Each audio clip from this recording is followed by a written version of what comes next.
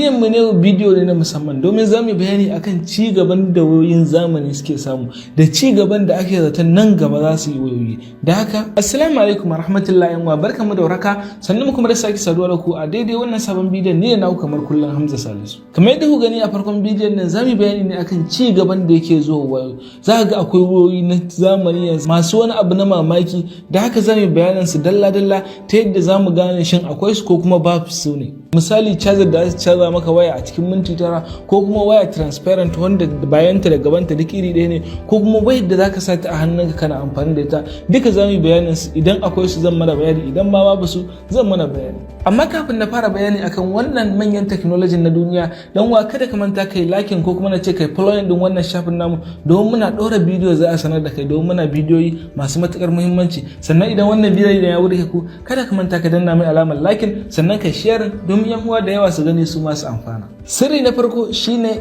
charger Oppo wadda ta zo da voltage 240. Wannan ita ce charger mafi sauri a duniya, domin za ta caza maka waya a cikin minti 9 kacal. A cikin minti 9 kacal za ta caza maka wayarka. Kai na san watakila caza ka ba ta caza ma waya sai ta yi wajen awa 3. To wannan caza yanzu akwai ta, za ka iya sayan ta idan kana da kuɗi. Na biyu da zamu bayani a kansa shine transparent waya. Kamar yadda kuke kallo, wannan waya ce da misali in ka rike ta zaka na ganin hannunka, kuma wannan waya za ta taimaka maka misali idan kana tafiya kai tsaye zaka na kallon abin da yake gabanka, domin kaka je kai tuntube ko kuma ka fada wani guri wanda baka kula kana danna wayarka. To a ka'ida ko kuma na ce a zahirin gaskiya wannan wayar a yanzu babu ita, amma dai kamfanin Samsung sun ce suna da technology da zai ba su dama su kirkiri wannan wayar, kuma suna nan suna aiki domin kirkirar wannan wayar. Yanzu haka ina da tan sun kai wajen shekara 8 suna kirkirar wannan wayar domin su ga sun yi ta mutane suna amfani da ita. Amma ina da tamfa wayar za ta yi tsada, dole sai masu kuɗi. Amma na san a shafin nan ba za a rasa waɗanda za su siya ba, domin akwai masu naira. To na tabbata da wannan wayar za ta burge ka.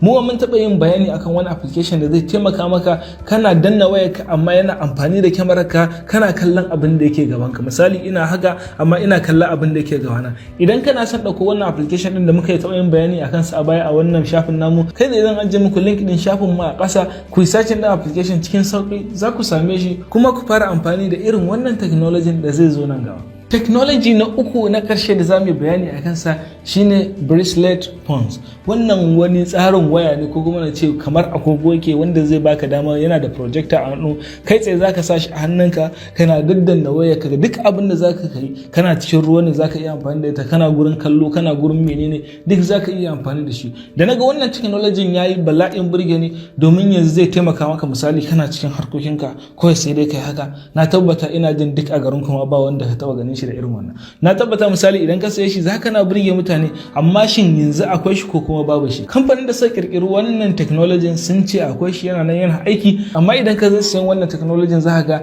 yadda suka yi bidiyon sa suka nuna mutane ga yadda yake, idan ka saye shi zaka ga ba haka yake ba. Amma ina kirsu san tunda mutane suka samu wannan fikira, na tabbata da wata rana za a tabbaka ta, ko kuma na ce wata rana za a kirkire shi.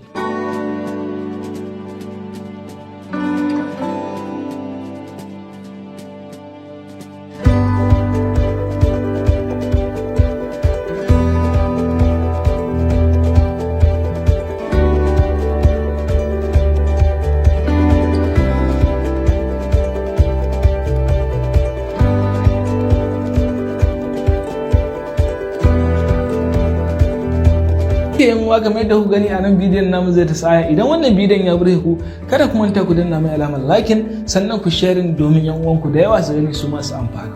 Mun gode.